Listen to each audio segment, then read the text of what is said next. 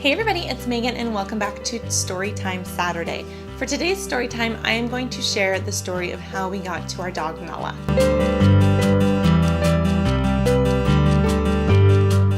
So I have done a dating meeting story, a engagement story, wedding story, journey to both babies, and journey to our cat. So today it's journey to how we got our dog Nala, because we have one dog. Her name is Nala. She is a Chow Golden mix as far as we know, because we did rescue her. So let's jump into her crazy story.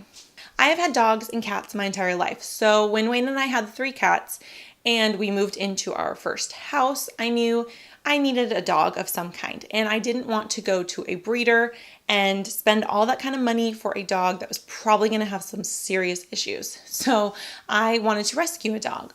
We were looking for a long time, and Wayne was like, I don't really think this is okay. Like, we don't have the time for a dog. And I was going to school full time. He was working full time.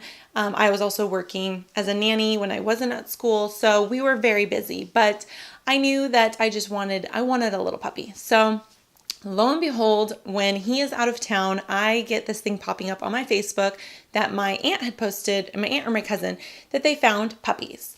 Now, the story is really sad and we don't know their full story, but they were abandoned at a dumpster behind a movie theater. Now, there were 3 dogs. There were 3 puppies. Nala was one of them. She had a sister who was alive, but she had a brother that was dead. He had been hit by a car is what it looked like, and either they were moved there or that's kind of where they went by themselves. Now, they were fully nourished. They were chubby little puppies. There was no fleas. They were dirty, but they were not flea infested. You can tell that they didn't live on the streets, and they weren't super skittish around people. So it wasn't like they came from something bad that we're assuming. And I fell in love with them right away. Now, I did want the second puppy. She was like better coloring and stuff, but she was already taken by somebody. So I was like, yes, let's give her a home. And I had already kind of decided before I even talked to Wayne about it, because she was this little fluff ball. She was so adorable. And her sister was so adorable, and their story was just so sad. And we think she was roughly 8 weeks. This was like at the end of June, and we kind of just celebrate her birthday at the beginning of May. She's a dog. She really has no concept. But she was just so tiny compared to how she is now.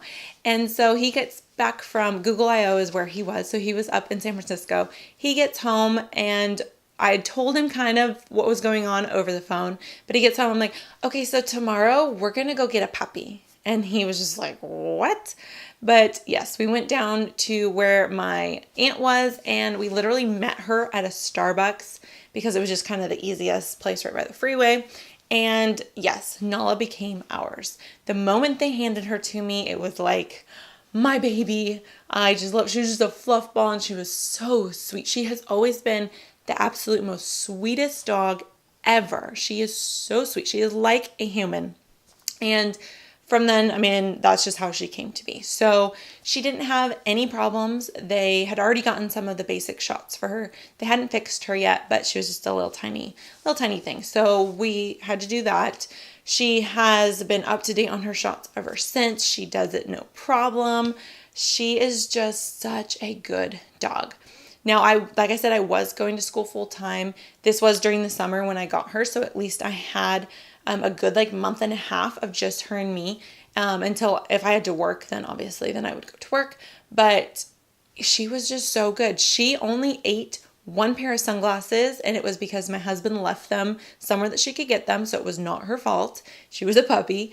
And the only thing with her was potty training. Potty training was really hard with her. But we did figure it out. We didn't crate train her because we were in a little house. We kind of did like the bathroom. We put a little baby gate up. So she wasn't crate trained. She just was so good. She was good with the cats. The cats didn't want anything to do with her, really. Bella and Ziva were okay with her. Layla has never, ever been okay with her because Layla is somewhat feral. So she just has been amazing. And she was like the center of our lives until Liam came into the picture.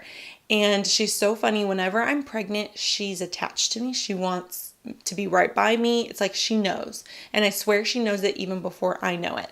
So I have to watch when she's following me around too much. But yeah, she loves us. She has her people. And we did figure out that she is part Chow and part Golden. Those are the two kind of dogs that we have figured out. Her tongue has little black splotches all over it. She has little tiny ears that stick up.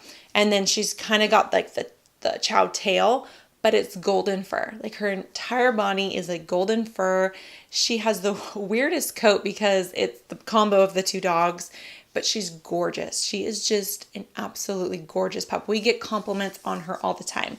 Now, she's not into strangers. She does not like strangers. It's the Chow in her.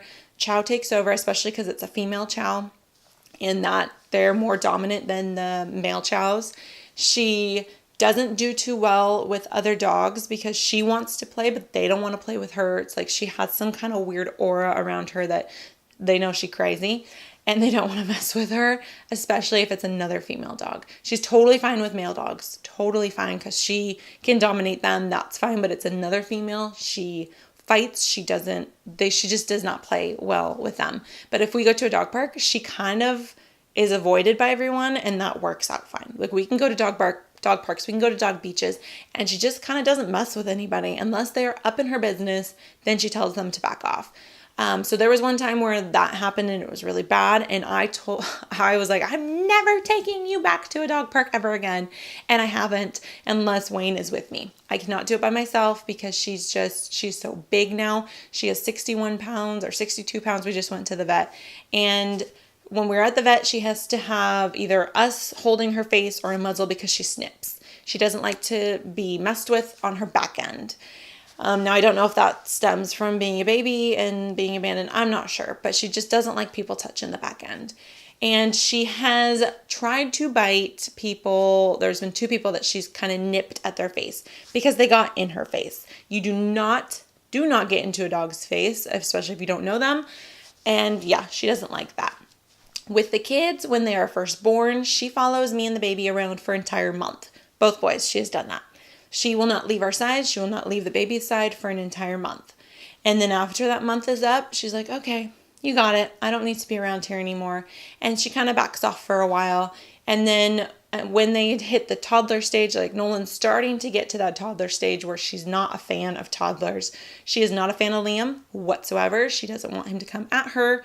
We think that he did something to her that we don't know about, but she hasn't bit him. Like, she hasn't broken the skin or anything. If he's messing with her, she will snip at him, like, get away from me. So we do try to keep them separate. But yeah, she has just been such a good dog. She hasn't chewed up anything. She pees where she's supposed to. On a leash, she's perfect. If you give her food, she uses her lips instead of her teeth, which I heard is a golden trait. Like, a golden can hold an egg in their mouth and they won't crack it. And I've tested that theory and it does work.